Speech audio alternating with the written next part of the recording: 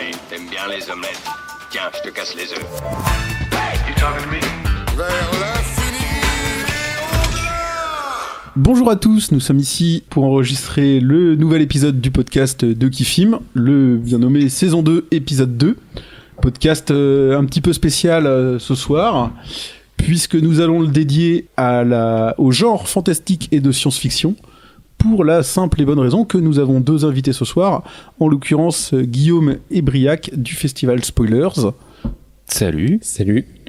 Également avec moi pour les accueillir, les chroniqueurs habituels que sont Julien, Dr Mad Geek et Chenin. Salut. Donc on va ouvrir le podcast par une petite présentation de spoilers. Je vais laisser... je me corrige. Avant ça, parce que Guillaume, on le connaît, il a déjà participé souvent avec nous au podcast. Oui. Mais Briac, qui es-tu ? Alors, moi, je suis chercheur doctorant. Donc, c'est-à-dire que je fais une thèse en ce moment. Et je la fais sur les séries télé, du coup. Donc, je travaille sur la série Twin Peaks. Et à côté de ça, je suis le président de l'association Happy Spoilers, donc, qui organise le festival Spoilers.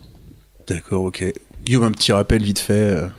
Oui, eh bien, moi je suis juste un amateur éclairé, on va dire, de la série et à force d'en faire son hobby, eh bien, j'ai rencontré Briac pour cofonder avec lui et du coup le festival Spoilers. Mais à côté de ça, je fais un peu de podcast avec Tournée Générale et puis d'autres activités associatives plus proches de mon milieu professionnel qui est le web. Voilà. Briac, c'est l'univers du podcast pour l'instant, c'est pas quelque chose que tu connais particulièrement. C'est une premier podcast. On va faire les vieux roublards qui avons plein d'expérience, t'inquiète pas, on va t'accompagner. T'as fait un petit peu de radio quand même. Un petit peu de radio, oui. Alors on te laisse nous présenter Spoilers. Spoilers, du coup, c'est le festival de la série SF et Fantastique, donc qu'on organise avec Guillaume, qui aura lieu du 22 au 23 octobre, au Tambour, donc à Villejean. Que dire, ça va être des conférences, des projections, principalement une table ronde. Est-ce qu'on présente tout le programme ? Ouais, vas-y. On peut, effectivement, je pense que quand sortira l'épisode, on sera tout juste avant ou pendant Spoilers, donc on peut y aller ce soir, ouais. Ouais. Du coup, ça commence le 22 avec une conférence de Rafik Djoumi, rédacteur en chef de Pitts sur Arte Créative, une conférence sur l'évolution de la mise en scène dans les séries télévisées. Et ensuite, on continue avec une soirée rétro. On va passer 3 épisodes de Buffy contre les vampires au cinéma. Excellent. 3 épisodes un petit peu particuliers. Pas les 3 premiers ou les 3 derniers. Non, une sélection. C'est une sélection. Ça a été sélectionné. On a voulu montrer les épisodes les plus originaux pour montrer que c'est une série très intéressante. Donc on a pris Hush, qui est l'épisode muet, Restless, qui est un épisode onirique, et Once More with Feeling, qui est un épisode musical. D'accord. Et donc, vous vous êtes retapé l'entièreté de toutes les saisons de Buffy pour choisir les épisodes ? Alors non, parce que on avait des spécialistes de Buffy qui les ont sélectionnés pour nous, et justement, le lendemain, en fait, on a une conférence dialogue avec Paco Mtielman, qui est un grand expert des séries télé, et qui va venir nous parler de ces 3 épisodes, justement. Donc, comme ça, on peut voir les épisodes et avoir l'analyse le lendemain, toujours au Tambour. Ensuite, on a une table ronde le 23 au soir, et finalement, on a une projection qu'on a appelée la Spoilist. C'est notre playlist spoiler. On a choisi des séries de science-fiction et fantastique françaises, et on a fait un petit mix comme ça qu'on va montrer. Quelques noms des séries ? Alors, on aura Reboot de David Mourier, Calls de Timothée Hochet. On aura aussi Soupa Soupa. Ouais. Des Nantais de Bounty Banana, et puis un petit peu d'animation avec La Petite Mort également de Davy Mourier, parce que c'est quelqu'un avec qui on a énormément échangé depuis l'idée de faire ce festival-là. Il sera d'ailleurs plus ou moins présent à la première édition de Spoilers à travers quelques petites pastilles vidéo. Et donc voilà, l'idée c'était vraiment, comme l'a dit Briac, de faire un petit mix de différentes séries pour montrer un petit peu la richesse, on va dire, de la création en France, et aussi un petit peu quelles sont les limites aujourd'hui qu'elles peuvent rencontrer, quoi. On est majoritairement sur des web-séries. Ce soir-là, ouais. Calls, une série un peu atypique mais qui est passé sur Canal+. Ouais. Vous pouvez peut-être faire un petit pitch rapide de chaque série en une phrase. Alors on fera peut-être l'impasse sur Reboot et sur Calls qu'on présentera un peu plus tard dans l'épisode. D'accord, ok. Pour ce qui est du coup de Soupa Soupa, c'est un mélange en fait d'animation en stop motion, donc image après image, et de prise de vue réelle, donc avec des vrais acteurs. Et donc ces personnes, Bounty Banana, ont utilisé ces deux principes de création pour en fait essayer de recréer dans un univers un petit peu réaliste des mouvements qui sont plus liés à l'univers du manga, de l'animé quoi en fait. Et donc on est dans cet univers là un peu de ninja, de héros de fiction on va dire un peu japonaise et de shonen et avec un némésis avec lequel il va se battre, mais sur toile de fond d'une espèce de un petit peu de rencontre amoureuse et de bataille autour d'une personne en particulier. Enfin c'est assez protéiforme, j'ai envie de dire. Il faut le voir en fait pour comprendre, parce que c'est vrai que on est à la fois dans la parodie, en même temps dans quelque chose d'assez neuf, je trouve. La Petite Mort, c'est tout simplement la série adaptée de la bande dessinée de Davy Mourier, et que depuis maintenant plusieurs années il produit. Donc c'est en partenariat avec Studio 4, qui est une filière de France Télévisions. Et puis il nous en manque une 5e.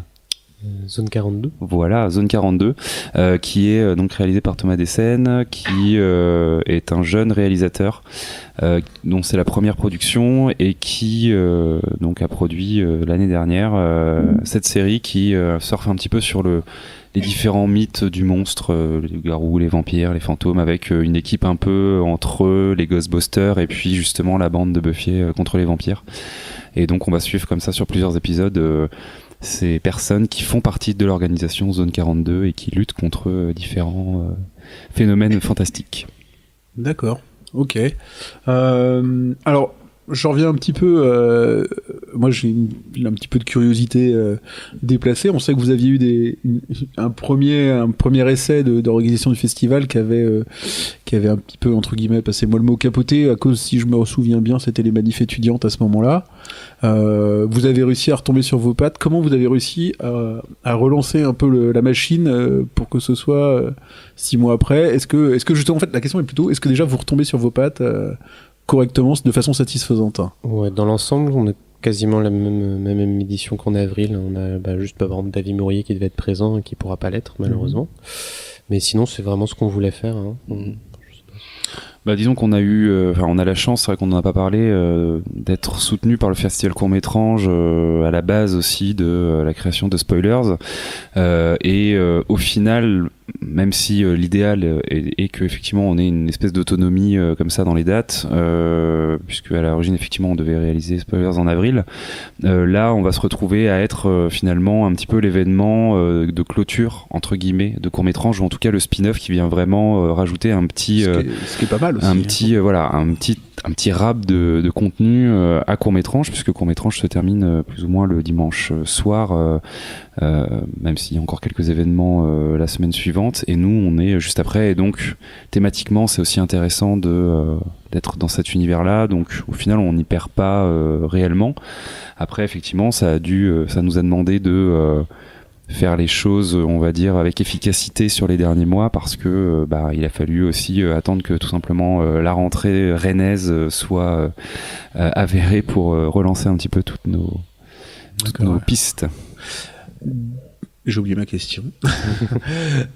Du coup, vous êtes une équipe sur le festival, vous avez combien de personnes avec vous officiellement, enfin bénévoles déclarés, bénévoles qui sont là en coup de pouce le jour même, je sais pas. Avec les bénévoles, je sais pas, une quinzaine, je pense. À peu près, ouais. À peu près une quinzaine. Donc vous avez aussi dû, j'imagine, un peu attendre la rentrée pour pouvoir avoir un peu la présence de ces personnes-là, quoi. Ouais, également. Alors, en fait, il y a un cœur, on va dire, de Spoilers qui est vraiment constitué de 3 personnes, donc Briac, Charles qui n'est pas là ce soir, et donc moi-même, et Hélène aussi de Court-Métrange qui du coup, avec court-métrage, a dû prioriser forcément sa présence sur court-métrage plutôt que sur spoilers. Et sur le festival, on aura une dizaine de bénévoles du coup pour nous aider. Il n'y a pas eu trop de problèmes à les contacter parce que c'est quand même une thématique qui parle globalement à pas mal de gens et je pense que globalement, notamment les étudiants, ils sont assez friands de pouvoir participer à des événements comme ça sur Rennes et à Abidjan, quoi. D'accord, ok. Et du coup, la nouvelle date, parce que moi, de ce que j'entends, vous parlez d'une date qui a lieu donc à la fin de court-métrage, ça me paraît vachement opportun. Et du coup, c'est plutôt à l'avenir. Alors, on espère qu'il y aura déjà des futurs épisodes de spoilers. Vous seriez sur une optique de rester lié un peu à court-métrage comme ça sur cette date-là, ou repartir sur les dates d'avril? Ça, je pense qu'on peut pas vraiment C'est dire encore pour trop tôt. l'instant. Il va falloir déjà avoir fait une première édition et un petit peu faire un débrief autour de ça avant de prendre ce genre de décision. On peut pas vraiment savoir. Ouais, mais j'anticipe beaucoup. Disons que mine de rien, quand on a commencé à vouloir poser des dates, on s'est rendu compte que le calendrier culturel rennais était si bien rempli entre diverses manifestations, certaines pas du tout en rapport avec la nôtre, donc pas de problème, mais certaines peut-être un tout petit peu plus proches, comme par exemple le festival Travelling, par exemple. Et que donc il fallait aussi réfléchir à une date qui était intelligente par rapport à ça. Aujourd'hui, effectivement, court-métrage nous fait une petite rampe, on va dire, pour être visible, mais thématiquement il est possible aussi qu'à un moment donné on ait besoin aussi de prendre un peu d'indépendance. Donc faudra pas se faire phagocyter non plus, quoi. c'est ça.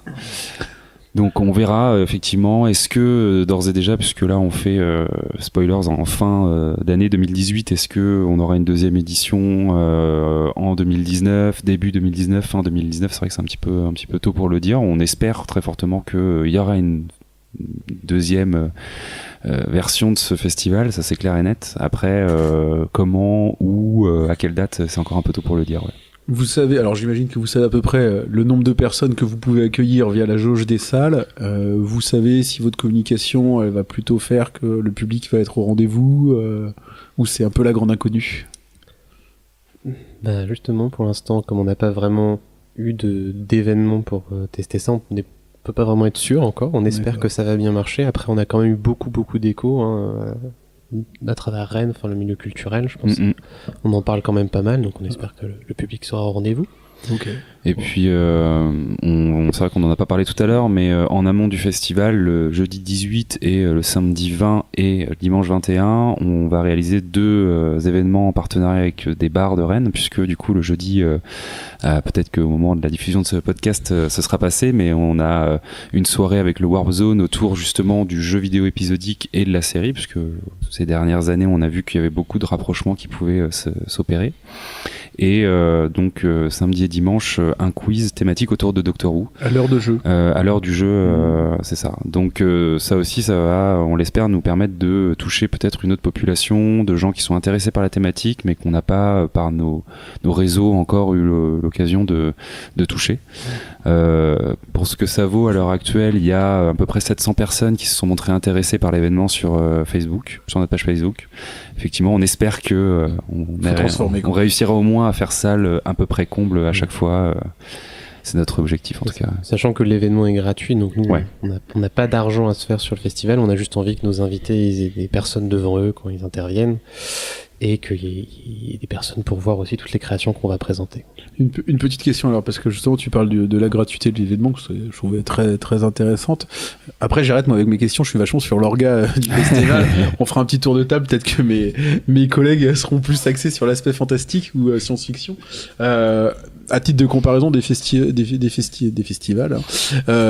type Gérard Mer, ou alors toute proportion gardée, c'est des festivals qui sont payants. Je veux dire, globalement, on a plutôt normalement ce genre de festival est plutôt payant. Donc vous avez fait le choix du gratuit. C'est un choix qui est plutôt une sorte de ligne directrice pour l'avenir, ou c'est aussi un choix de lancement et de raison? C'est un choix qui est aussi lié à notre source de financement, qui est le FSDE, donc c'est un fonds de l'université Rennes 2, et qui fait qu'on n'aurait pas non plus pu forcément faire payer l'entrée du festival avec ce système de rémunération-là. Après, ça, je saurais pas vous dire pour l'avenir non plus ce qu'on pourrait être amené à faire, sachant. En fait, il faut savoir que très basiquement, aujourd'hui, c'est quelque chose qu'on a appris en montant le festival. En fait, il est impossible de faire payer une séance de projection d'une série télé, tout simplement parce que les contrats ne sont pas prévus pour. Autant un film, c'est prévu pour être projeté en salle, autant le sport, il y a des deals qui ont été faits depuis maintenant longtemps, puisque dans les bars et tout ça, on voit des manifestations sportives. Mais la série télé, c'est vraiment quelque chose qui n'a pas été contractualisé par rapport à de la projection. Donc on ne peut pas faire payer des gens pour assister à des projections. Des festivals comme par exemple Sérimania à Lille ou Cannes Série, eux, ils font payer des passes, mais en fait ils les font payer sur plus ce qui est de la conférence et de la table ronde, donc des intervenants, des masterclass aussi avec des gens, des scénaristes, etc. Mais en soi, la production de la série, on peut y aller, quoi. Et donc du coup dans le packaging, il y a la projection effectivement, mais en soi, projeter quelque chose, enfin payer pour une projection, c'est pas possible. Et d'ailleurs, enfin pour la petite anecdote et pour ceux qui connaîtront, c'est un petit point de détail entre guillemets qui nous a été remonté par Alain Carazé, qui est un journaliste assez connu dans la sphère de la série de SF et fantastique en France, et qui est notamment quelqu'un qui a beaucoup fait la promotion de Doctor Who depuis de nombreuses années maintenant, et avec qui on a eu la chance d'échanger à un moment donné, et qui nous a très clairement un petit peu démonté le projet au début, mais pour notre bien, et en nous disant ça et ça et ça, vous pensez le faire comme ça, mais en fait c'est pas vraiment possible légalement, quoi. Donc au fond du fond, je pense qu'on est content que ce soit gratuit, parce qu'on a envie que ce soit de la matière ouverte au plus grand nombre, Populaire aussi. mais il y a aussi derrière quelque chose qui est de l'ordre un peu de la légalité, donc voilà, ça nous arrange bien, quoi. Bon, moi j'arrête de vous embêter avec mes questions organisationnelles. Est-ce que du côté de Julien, Glenn, Christophe, quelques questions liées à Spoilers ? Moi j'ai pas spécialement de questions, j'attends de découvrir, quoi, en fait, j'ai vraiment hâte d'y être. Ouais, j'aime bien me garder les surprises, moi. Donc voilà, puis je fais vachement confiance à l'équipe organisatrice pour être surpris, étonné, surtout avec l'univers du fantastique, quoi. Si, moi peut-être une question sur les limites que vous aviez. Vous n'avez pas eu de limite du tout dans le choix des séries que vous vouliez diffuser, ou si, il y a eu quand même des limites. Enfin, ce que vous diffusez en fait pendant le festival, c'est un peu aussi ce que vous avez réussi à voir. Peut-être que vous aviez d'autres envies. Du coup, moi, c'est ces envies de séries que vous auriez pu avoir. On avait dit qu'on sortait des questions organisationnelles. Non, justement, c'est de la SF. Justement, parce que j'aimerais bien savoir ce qui les intéressait comme série en plus, qu'ils n'ont peut-être pas pu avoir. Ou c'est une question piège? Non, c'est pas une question piège. C'est la première édition, oui, donc évidemment. c'est sûr que du coup, clairement, quand on débarque dans ce milieu-là et qu'on n'a pas de réseau, il est difficile d'ouvrir les portes. Après, on a eu beaucoup d'échanges avec France 4, Sci-Fi, des chaînes quand même, OCS, etc. Il s'avère que du coup cette année en avril, on était dans la fenêtre de sortie de, par exemple, la reprise de Westworld. On a essayé de la voir, sauf que en fait, au bout de plusieurs échanges, on nous a fait comprendre que Sérimania avait déjà l'exclusivité de l'épisode, et était quelques temps après ou avant nous, je sais plus. Donc au-delà du fait que on n'a pas de preuves entre guillemets pour montrer qu'on est sérieux, les chaînes elles aussi réservent leurs épisodes et leurs séries à certaines autres manifestations peut-être plus prestigieuses. Et il en va de même finalement pour les créateurs. On se rend compte assez vite que tout ça, et en même temps c'est assez normal, je trouve. C'est beaucoup de l'humain, et si on n'arrive pas à connaître ces gens-là, ou en tout cas à les approcher humainement et avoir une discussion avec eux, juste par des échanges par mail, c'est un petit peu compliqué de les convaincre. Donc aujourd'hui les gens qu'on a eus, c'est soit des gens qui étaient extrêmement motivés, comme Davy Mourier, qui est vraiment quelqu'un d'adorable et qui à multiples reprises a été complètement ok pour revenir, etc. Soit des jeunes comme nous qui ont envie un petit peu de faire connaître leur série et tout ça, quoi. Donc sachant aussi que les séries qu'on va passer, donc de Davy Mourier, Cole, etc., c'est pas des séries qui arrivent après, c'est pas un choix par défaut. On a toujours eu envie de passer ce type de création. Ouais, complètement. On serait très content de passer le nouvel épisode de Game of Thrones, mais on avait toujours prévu de passer Call, Reboot, etc. Ouais. Vous vous êtes déplacé sur des événements comme Sérimania ou ce genre de choses pour rencontrer justement un peu les créateurs, et est-ce que ça a fonctionné un petit peu parce que on est un peu toujours dans le problème de l'œuf et la poule, quoi. C'est vous existez pas, mais vous pouvez pas exister tant que vous existez pas. Alors non.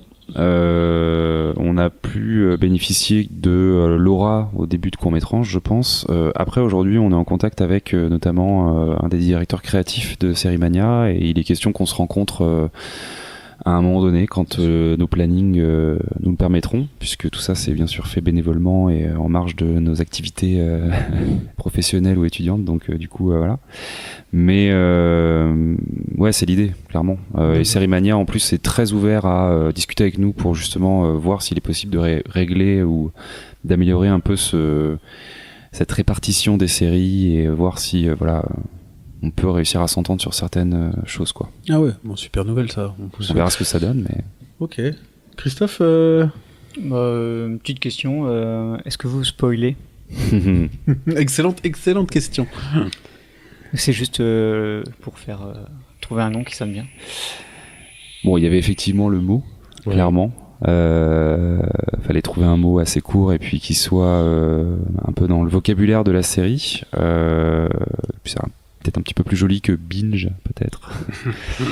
Après, est-ce qu'on va spoiler? On va un peu spoiler, par exemple, quand on va faire la conférence sur Buffy, c'est-à-dire qu'on peut pas vraiment aborder une série sans révéler certaines choses. Ouais, donc même les personnes. Est-ce qu'on spoil Buffy quand la série est terminée depuis 15 ans? Alors, c'est vrai, mais en fait, le but en même temps, c'est aussi de donner envie aux gens de regarder Buffy. Donc, il y a cette petite ambiguïté là, mais bon, Buffy, moi, je savais beaucoup de choses avant de regarder la série, j'ai quand même adoré, donc je pense que c'est pas un risque.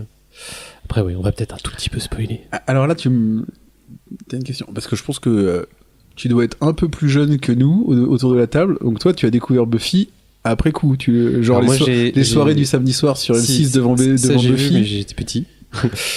Et donc pour moi, c'était un peu une série un peu naze. Et justement, la personne qui va venir pour nous parler de Buffy, j'avais rencontré pas comme Tielman.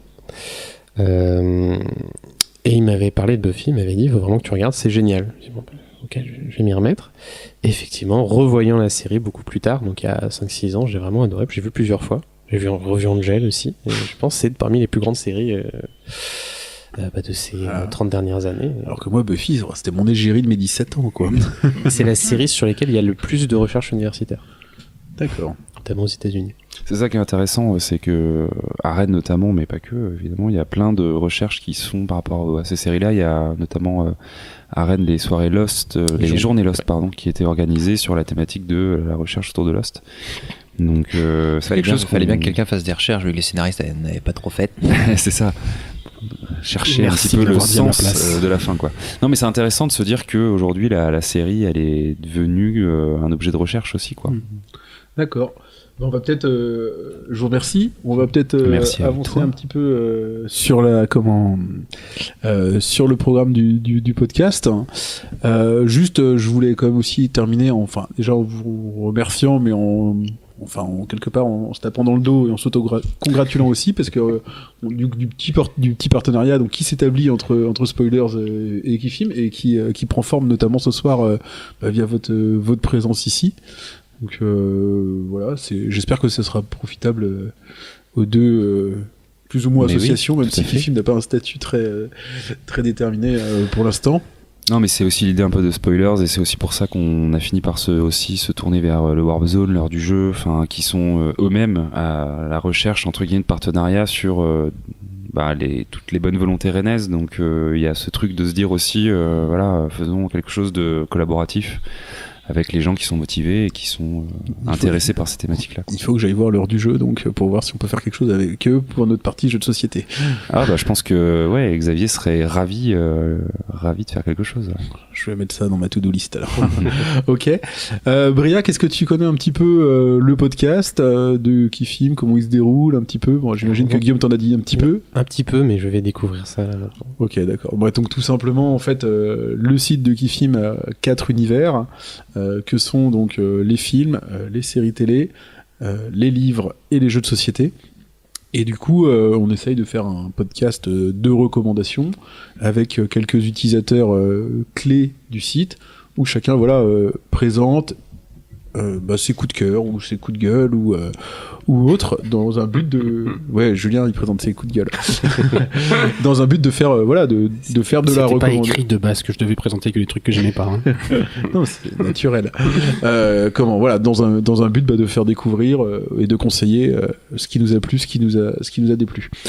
Et donc on explore dans ce podcast les univers du site un par un. Alors en temps normal, en général, on a une grosse présentation autour d'un film, d'une série, et ensuite on fait des petits tours de table rapides sur qu'est-ce qu'il y a d'autre en ce moment à voir. Ce soir, on a adapté un petit peu le format, pas de grosse présentation, on va juste se concentrer sur les tours de table, vu qu'en plus on est un petit peu plus nombreux, et que chacun nous présente quelque chose qui lui a plu ou pas déplu, avec une contrainte liée à spoilers, puisqu'on est dans le thème.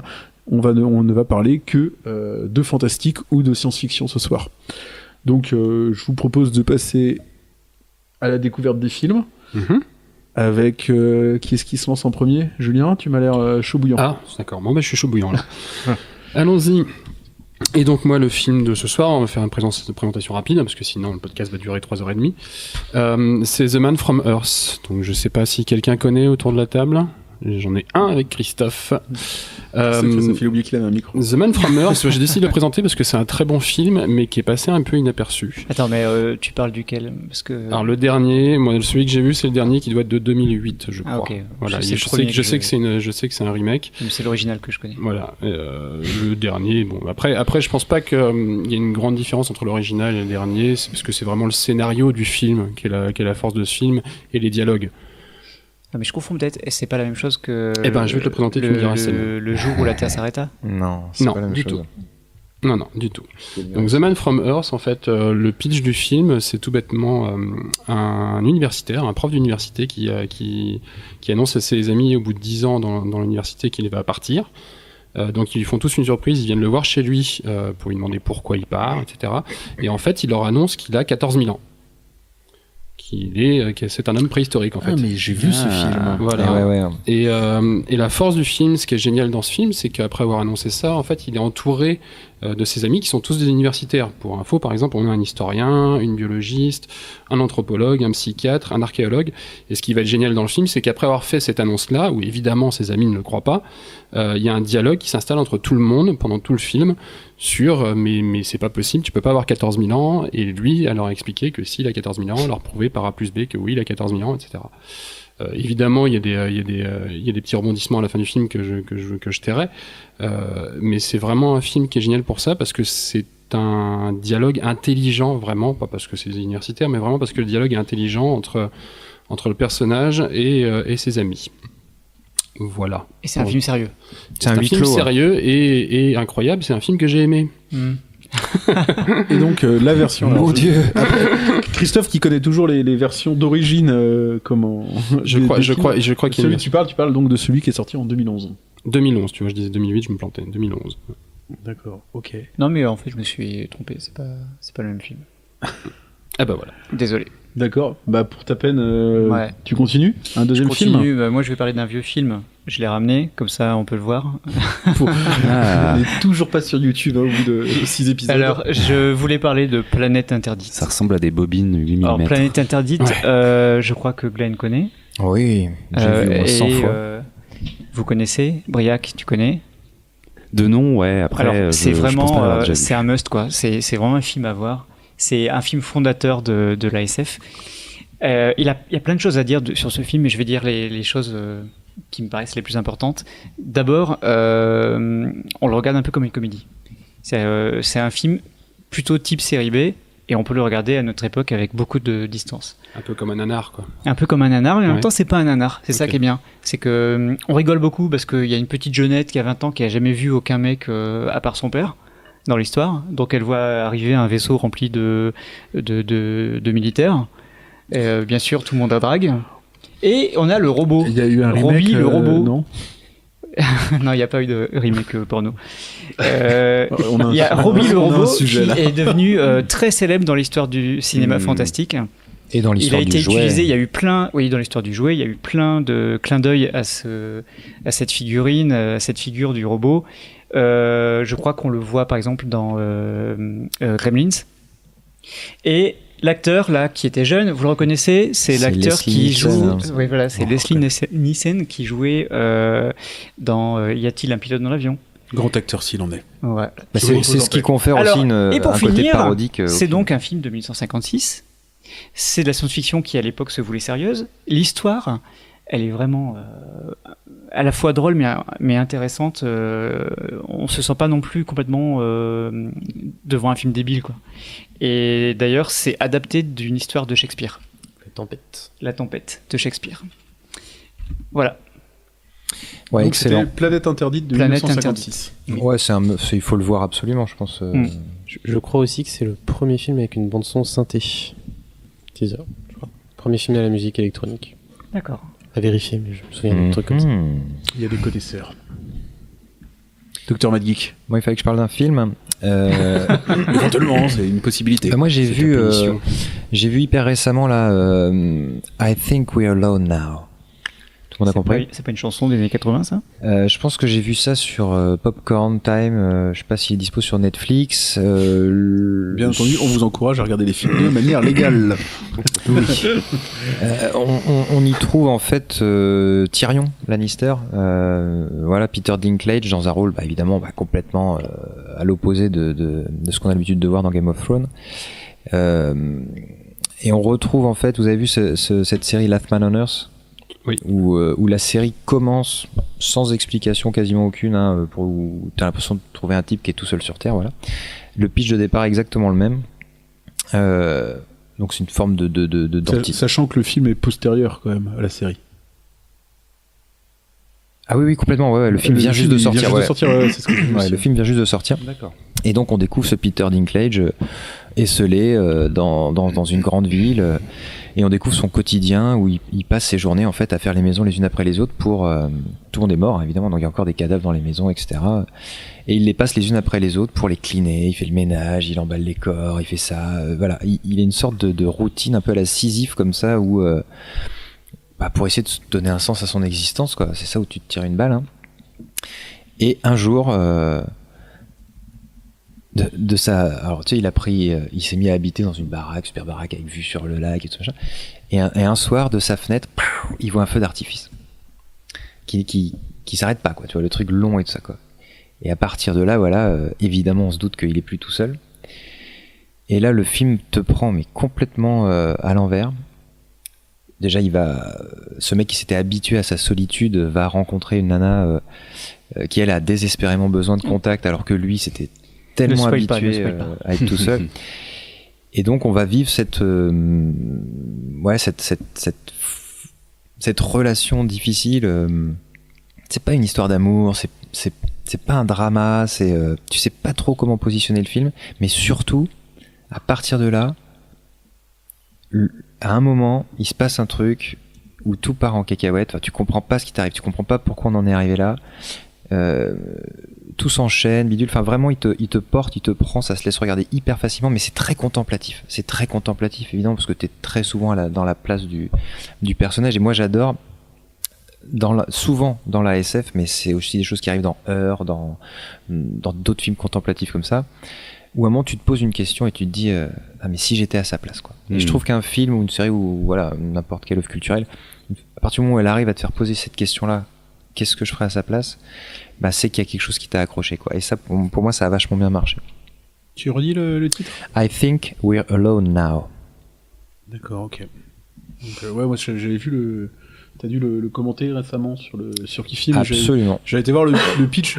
J'avais été un peu, disons, mi-choqué, mi-gêné par la ressemblance justement avec le pitch de Last Man on Earth, et ayant été très déçu par la série, on en avait parlé, je crois, dans un podcast précédent. Enfin, très déçu. On avait déçu parlé par la ensemble série. aussi, parce que je l'avais découvert. Ouais, c'est une série qui posait problème au bout de quelques. C'était une bonne série, mais qui était problématique au bout d'un moment parce que le ressort comique était toujours le même. C'est le personnage principal faisait toutes les mauvaises décisions possibles. Ouais, que moi j'ai trouvé intéressant pour avoir regardé. Ouais, non, mais c'est c'est très bien, mais que le ressort comique soit uniquement là-dessus et que dans chaque décision, sur plusieurs décisions qu'il peut prendre, ça soit systématiquement la plus débile. C'est pas que c'est nul, c'est qu'au bout d'un moment c'est un peu facile et un peu usant, quoi, un peu fatigant. Voilà, il n'y a pas une once d'humour dans celui-là, je le dis tout de suite. D'accord, ok. C'est pas un film feel good, quoi. C'est pas le feel good movie du dimanche soir, pas du tout. C'est à ton tour. C'est mon tour. Ouais, alors moi je vais parler de quelque chose que j'ai vu juste tout récemment. J'ai regardé La Forme de l'eau qui s'est avéré aussi être pour moi une assez bonne surprise. Alors je l'avais regardé, ça faisait longtemps que j'avais mis dans mes films à voir, et puis j'ai vu que Glenn l'avait critiqué. Docteur Mad Geek l'avait critiqué sur Qui Film, donc je me suis dit tiens, il faut que je regarde ça. Alors c'est vrai qu'il y a une mise en place du film qui est très très proche de Amélie Poulain. Donc pour le speech, hein, c'est une nana. Le pitch. Je vais me tromper à chaque fois. Je pense. Ouais. Donc on va dire c'est une nana qui est femme de ménage dans un centre de recherche. Un peu, on dirait, c'est les années 70, mais un peu type post-seconde guerre mondiale, où ils font des expériences un peu cheloues pour...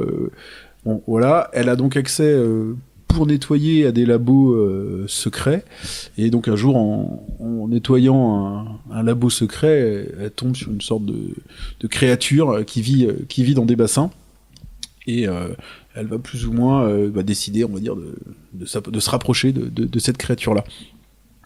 Et donc voilà, donc la mise en place du film est très Amélie Poulain, avec une sorte de répétition de sa vie quotidienne, des scènes qui reviennent où on la voit tous les jours cuire ses œufs, répéter un peu la même daily routine, tu vois, routine. Et sauf que j'ai trouvé que rapidement il s'en écartait. D'ailleurs, au bon moment, on n'a pas le temps non plus de se lasser pour justement plonger vers l'univers. Vers un univers qui va mélanger fantastique via la créature et un peu film d'espionnage comme ça dans un univers un peu guerre froide, donc avec les espions russes qui essayent de découvrir ce que font les Américains dans leur labo secret et tout, et elle se retrouve un petit peu au milieu de tout ça, et j'ai trouvé le mélange déjà savamment dosé. On passe justement de ce petit côté un peu Amélie Poulain après ce petit côté film d'espionnage avec une bonne part de fantastique. J'avais un peu peur en fait presque qu'il fasse l'erreur de pas montrer aussi clairement ce qu'était la créature et tout, alors que bon en fait il y a pas de mystère autour de ça, voilà, ça crée une espèce d'hybride humanoïde. Donc voilà. Et ce qui est assez marrant sur le film, donc voilà, moi je lui ai mis je sais plus 7 ou 8 au total sur 10 parce que j'ai vraiment passé un bon moment. En fait, j'ai trouvé très français. Donc c'est réalisé par Guillermo del Toro, donc c'est pas français. Non, c'est pas français, c'est pas français du tout. Mais sinon il s'appellerait Guillaume du Toro. Guillaume du Toro, voilà. Le marquis. Mais du coup avec cette mise en place qui est très Amélie Poulain, et il y a une sorte de colorimétrie dans le film qui, alors de façon un petit peu sans rapport, mais quand le film s'est terminé, moi j'étais un peu baigné dans le monde de La Cité des Enfants Perdus. Qui est un vieux film qui a une colorimétrie et tout, et en fait j'ai fait le lien entre les films et je me suis dit on en fait plus des La Cité des Enfants Perdus quoi, et là il y avait quelque chose dans l'ambiance comme ça, tu vois, industrielle, et dans la colorimétrie, et du coup c'est marrant, j'ai commencé avec un film français et je termine avec un film français. C'est pas si vieux quand même. C'est pas tout jeune. Ouais, si, c'est en quand couleur. même. La Cité des Enfants Perdus. Ouais, si, ça commence à dater. Ouais. Années 90. Ouais, mais bon, mais c'est vrai qu'il y a à voir également. C'est vrai que ça pose un peu la question de où est Jean-Pierre Jeunet quoi. Qu'est-ce qu'il a fait en dernier film? Il est dans l'eau. Donc voilà, moi, en fait, ça m'a fait plaisir de retomber. Enfin, je fais peut-être ce rapprochement à tort, hein, c'est vraiment un ressenti personnel, mais j'étais content de retomber sur mes pieds dans cet univers-là et de repenser à la Cité des Enfants Perdus en me disant, ouais, je retombe dans un univers qui m'avait vachement plu et dans une ambiance. La fin est un peu dans comme ça, un peu industriel, qui est assez proche. Donc voilà, petite reco perso sur ce sujet-là. Moi sur celui-là, si je peux me permettre, bien sûr. J'ai aussi passé un bon moment. J'ai adoré l'univers, tu sais, ils ont aussi ils ont reconstruit des décors qu'ils ont pensé un peu, il y a un peu de Disney dans les décors parfois, une sorte de truc en carton-pâte où tout est fantasmé en fait, le labo il est fantasmé, les trucs comme ça, tout ça j'ai adoré. Puis cette photo là, la direction artistique elle est vraiment impressionnante. Et puis il y a eu ce petit il y a quelque chose que j'ai pas pu quand même effacé de ma mémoire, c'est qui a été vachement reproché à Guillermo del Toro, et puis qui est hyper étonnant vu l'imagination du type et sa capacité à créer des créatures de toutes pièces, machin. C'est que sa créature, c'est un copycat de l'homme poisson de Hellboy, et c'est tellement flagrant que c'est bizarre quoi. Alors après, j'ai envie de dire pourquoi pas, ça se trouve il se dit bah tu vois c'est une race qui existe, c'est la même dans Hellboy, pourquoi pas, je veux dire s'il trouve des explications ça le fait. Mais pour ceux qui ont connu Hellboy, je comprends que ça puisse être choquant quand la créature apparaît à l'écran quoi. Et après ce côté humanoïde il était indispensable pour créer la future histoire, voilà, du film. Mais globalement, ouais, c'est un bon moment, quoi. C'est un bon moment, ouais. Ouais, parce qu'il y a une histoire d'amour. Ah bah excuse-moi. C'est quasiment le pitch de départ. Ouais, ça se mais absolument. dans la bande-annonce. Bah, disons que l'affiche, c'est la nana enlacée dans les bras de la créature. Bah voilà. Donc je sais pas si on peut parler Il de était ça. en train de la pas- violer, de la kidnapper. S'il n'avait pas été humanoïde, il n'y aurait pas d'histoire de la d'amour. en manger. même temps. Alors pour pas finir par Ça, c'est très réducteur. pour pas finir par Briac qui est le moins expert, on va dire habitué au podcast, je vais te laisser la parole, Briac, comme ça c'est Guillaume qui pourra finir ce tour de table sur les films. Alors oui, donc moi je vais être un gros blaireau parce que Guillaume m'avait dit que vous aviez fait une émission spéciale SF et fantastique pour nous, et moi j'ai choisi un film qui est pas du tout fantastique. Voilà. Allez, bonne. Donc je suis très très bien. C'est l'exception. Voilà. Voilà, j'ai pas fait ça pour le reste. Hein. Donc moi je vous parlais, alors je sais pas si vous l'avez vu, c'est Joint Security Area de Park Chan-wook, qui est un film qui est sorti en 2000. Donc Park Chan-wook c'est le réalisateur de Old Boy. Voilà, donc, très bon réalisateur coréen. Moi je suis pas méga fan de Old Boy, mais j'adore son dernier film qui est Mademoiselle. Je sais pas si vous l'avez vu, il est sorti il y a 2 ans. Mademoiselle, c'est ça. C'était comme ça. Et qui est un film absolument génial. Franchement, c'est un de mes films préférés de ces, je sais pas, 5-6 dernières années. Cinéma coréen, quoi. Cinéma coréen. Et Mademoiselle, c'était un film qui était vraiment... ça commence avec un concept de départ qui tire pendant une demi-heure, et ensuite t'as un flashback et ça change tout le film. Et au bout d'une heure, t'as un autre flashback qui change tout ce que tu croyais comprendre du film. Et Joint Security Area, c'est un peu ça. Donc à la fin, t'as rien compris. Si, mais juste, le film n'arrête pas de se renouveler, et tu comprends que t'as pas du tout vu ce que tu croyais voir. Et Joint Security Area, c'est pareil, c'est un film qui va être construit sur des flashbacks. Et en gros, ça se passe donc en Corée, forcément, et sur la zone démilitarisée, donc la frontière entre les deux Corées. Et en gros, il y a 2 Nord-Coréens qui meurent dans une fusillade dans une espèce de baraque de sécurité près de la frontière. Et un Sud-Coréen qui était dans cette baraque-là qui devait pas l'être, parce que du coup il était du côté nord-coréen, qui s'échappe. Et du coup, il faut comprendre ce qui se passe. Ah, du coup, c'est un peu de la fiction. Oui. Parce que ça n'arrive pas dans la réalité. Et le Sud-Coréen dit que on l'a kidnappé, alors que le Nord-Coréen survivant dans le baraquement dit non, c'est lui qui est venu pour nous tuer. Et du coup, il y a une Suisse d'origine coréenne qui vient enquêter pour essayer de voir lequel des témoignages est le bon pour éviter justement la guerre. Et le film est très très surprenant, et donc c'est vraiment un très très beau film que je vous conseille de voir. Donc c'était Joint Security Area de Park 2000. Ok, Guillaume. Oui, bonjour. Bonjour. Je vais vous parler je vais tricher un petit peu, mais ça reste un film, même si je pense pas qu'il ait eu les honneurs de l'exploitation en salle. C'est le film Doctor Who de 96. Là, en hommage un petit peu à la reprise de la série, là, puisque du coup en octobre la série reprend avec un nouveau docteur ou une nouvelle docteur et un nouveau showrunner. Donc il est un peu tôt pour parler de la série, mais le film qui est plutôt sous la forme d'un téléfilm. C'est un petit peu une petite curiosité dans tout l'univers de la manière dont a été produit cette série, puisque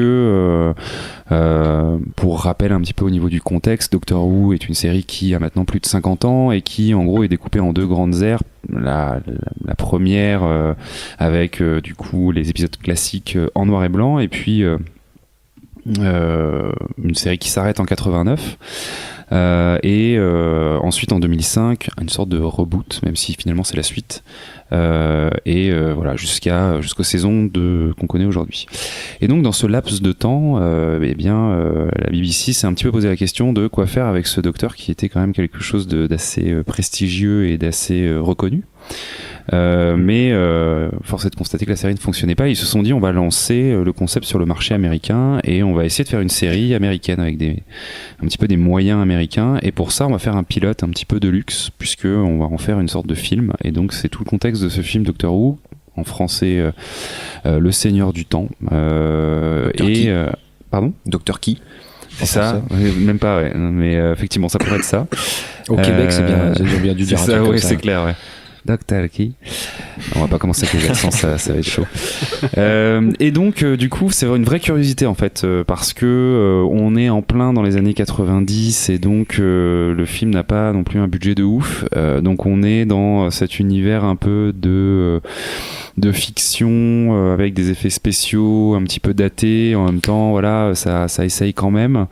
Moi, ça me fait beaucoup penser à des films genre Highlander 2, quoi, espèce de plaisir coupable comme ça, un petit peu débile sur les bords, avec des méchants un peu caricaturaux, cartoonesques, pas suffisamment bien faits. C'est un peu comme si on avait fait le Seigneur des Anneaux dans les années 90. Je pense que les mecs auraient ce qui a été fait. Hein. Il y a un film russe, hein, c'est un film d'animation qui est incroyable. Mais je pense que Peter Jackson, parce que dans les années 90, il était occupé à faire Brain Dead. Alors, tout à fait, ouais. Et je pense que ça aurait plutôt ressemblé à Xena la guerrière, quoi. Donc du coup, on est un peu dans cet univers-là, et du coup, ça reste un petit plaisir coupable. Mais pour tous les fans de Doctor Who et ceux qui veulent un petit peu être exhaustifs par rapport à ça, eh bien, il est tout à fait canon en fait dans l'histoire, puisque il prend le relais du dernier Docteur officiel qui a officié avant la coupure de 89, qui était joué par Sylvester McCoy. Donc, on parlait de Seigneur des Anneaux, c'est un des acteurs qui a joué dans The Hobbit dans le rôle de Radagast. Et plus récemment, on a pu le voir dans Sense8 également. Et le 8e Docteur qui est joué par Paul McGann, qui lui n'a pas été très reconnu, on va dire, pour ce rôle, puisque en fait, là où ça devait être le pilote d'une série, ça n'a été qu'un téléfilm qui donc est resté un petit peu à l'état de d'ébauche de ce que pourrait donner une reprise de Doctor Who, mais voilà, il n'y a pas eu de succès, et je pense que le film est suffisamment entre guillemets nanardesque pour expliquer pourquoi il n'y a pas eu ce succès là. Donc voilà, c'est quelque chose que j'ai noté 7 sur Kifim, parce que en tant que fan de Doctor Who, c'est à voir pour avoir toute la chronologie, et puis parce que on y fait mention et on voit même Paul McGann dans l'épisode du 50e anniversaire de Doctor Who, parce que une des grosses lubie de Stephen Moffat, qui était le showrunner précédent, c'était de faire ce qu'on appelle des retcons, c'est-à-dire de revenir sur le passé d'une série, sur des épisodes même qu'il n'avait pas géré lui-même, et puis d'expliquer des petits détails, quoi, des petits trucs, et de réécrire certaines origin story de personnages. Donc du coup, il a réutilisé ce docteur-là pour introduire toute l'histoire d'un docteur un peu caché pour l'épisode du 50e anniversaire. D'accord. Donc voilà, Doctor Who 1996, un téléfilm. Qu'on trouve sur Kifim dans les séries et pas dans les films. Voilà. Parce que j'ai fini par le trouver dans les téléfilms, enfin dans les épisodes de séries. Ouais, parce que alors dans la partie film de Kifim, on a des films Doctor Who. Ça te dit quelque chose ou... Il y a en fait, il y a beaucoup d'épisodes spéciaux, notamment ceux des 50e, enfin ceux du 50e anniversaire, les épisodes spéciaux de Noël qui sont souvent listés comme étant des films. Mais en fait, c'est qui tous sont des souvent épisodes excellents spéciaux. d'ailleurs. D'accord, ok, donc ça doit être cela. Tout le monde a suivi Doctor Who autour de la table ? Non, moi je veux dire que j'ai fait un essai. Pardon. Moi j'ai fait un essai en prenant pas les premiers. Je sais plus. J'ai dû reprendre. Je pense que ça a arrêté en 89 et ça a repris. J'ai dû reprendre à la reprise. De toute façon, t'as pas pu voir ceux d'avant, on les trouve pas. Hein, donc. Je sais plus, mais je dois dire que j'ai pas réussi à rentrer dedans. Moi, j'ai fait l'effort. Ouais. Et comme beaucoup de gens que je croise, c'est si tu fais l'effort et que tu rentres dedans, tu peux plus t'en passer, quoi. J'en suis persuadé, mais c'est très compliqué à aborder Doctor Who, parce que comme tu me disais, la qualité est inégale entre toutes les séries, tous les personnages qui ont interprété le Docteur.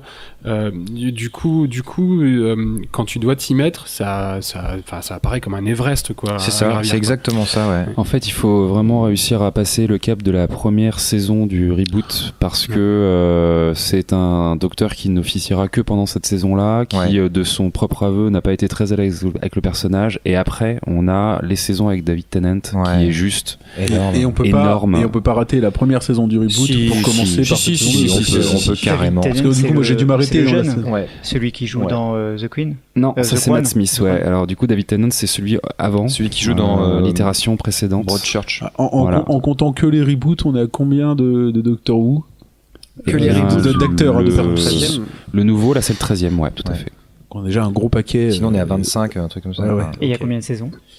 Bah là, autant que 25. 11e, je crois qu'on est à la 11e saison là depuis le reboot. 11e, et le prochain Docteur est une femme. Le nouveau Docteur, parce que il est plus prochain maintenant, ça y est, il est... Ouais, l'épisode vient de sortir là, tout à fait. Il vient de sortir. France 4 demain soir. Exactement. Et c'est une série, c'est une série où il faut clairement accepter le décor en carton-pâte qui est complètement assumé. voilà, en fait, il te raconte quelque chose, quoi. Le mec, il te raconte une histoire. Après, comment il te la raconte, faut l'accepter, quoi. Donc, 26e saison en cours. Pardon. Sur ce point-là, parce que moi j'étais comme toi, en fait, j'ai eu du mal à rentrer dedans au début. Moi, ce que je conseille aussi, c'est de commencer par la saison 5, qui est la première avec Matt Smith, parce que le premier épisode de Matt Smith est excellent. Et ils avaient changé de showrunner, donc c'est Steven Moffat, et il y a une petite hausse dans le budget, ce qui fait que les effets spéciaux sont un peu plus potables dans ces saisons-là. Et pour peu qu'on fasse ces petites recherches sur internet au départ, on peut à peu près comprendre ce qui se passe. Donc on peut commencer par Matt Smith et ensuite revenir voir David Tennant. Moi, ça a marché pour moi. Donc, mais en fait, on peut même commencer maintenant avec le nouveau docteur, parce que finalement, chaque docteur et chaque réincarnation est une assez bonne porte d'entrée dans l'univers. Peut-être que Capaldi, c'est un petit peu moins le cas. Et puis ils font des passerelles régulièrement, ils citent les autres saisons, ce qui te donne aussi un peu envie d'aller revoir ça. Qu'est-ce qu'il a fait d'autre, Steven Moffat? Sherlock. Ah bah voilà, je pense qu'il faut le dire. Il faut le dire quand même. De Spielberg. Il faut le dire. C'est quand même un showrunner de ouf, quoi. Il va faire Dracula. Ok, d'accord. Sherlock et Jekyll, ouais, c'est aussi deux grandes séries. Donc merci Guillaume. On repasse du coup à la suite avec les séries. On change d'ordre. Qui ouvre le bal? Donc série fantastique, série science-fiction. On rentre en plein dans le cœur du sujet du festival Spoilers. Alors du coup Guillaume, tu recommences ou Briac faire peut-être? dans l'ordre chronologique. Celui qui est la série la plus vieille. Tu vas toujours gagner avec ton goût pour les trucs vieux et dépassés. Le mec est malin. Eh ben vas-y Christophe. Ok. Alors, ça va Chenin. être assez rapide, ça va être assez facile parce que je voulais parler de quelque chose de très connu, la 4ème dimension. Donc on va pas redécrire la 4ème dimension. Bah si, 4 saisons. Si, vas-y. Tu peux, c'est quand même 4 ancien, saisons. il y a peut-être des gens qui connaissent pas bien. Hein. S'il te plaît, parce que Ouais. je crois que moi je ne connais pas. Je pense que ici personne ne l'a vu quand c'est passé à la télé dans les années 60. Il y avait Quand Ouais, c'est c'est passé assez à la télé, ouais, c'est chaud, je pense. Il y avait que toi qui étais né. Alors c'est une série en noir et blanc, si je ne m'abuse, alors qui a comme particularité d'avoir lancé beaucoup d'acteurs avant qu'ils soient connus et beaucoup de réalisateurs avant qu'ils soient connus. Je crois que ça a été ensuite refait en film par Spielberg aussi avec 3-4 sketchs. Moi, ce que je veux dire sur la 4ème dimension, c'est que c'est quand même une série fondatrice en termes de SF. Et je regardais ça quand j'étais adolescent. J'en ai gardé un très bon souvenir. C'est ressorti en DVD en intégrale récemment. Et je voudrais juste raconter un souvenir. Juste un souvenir de la 4ème dimension. Moi, l'épisode qui m'est resté, je l'ai revu il n'y a pas très longtemps, il y a 1 an avec mes enfants.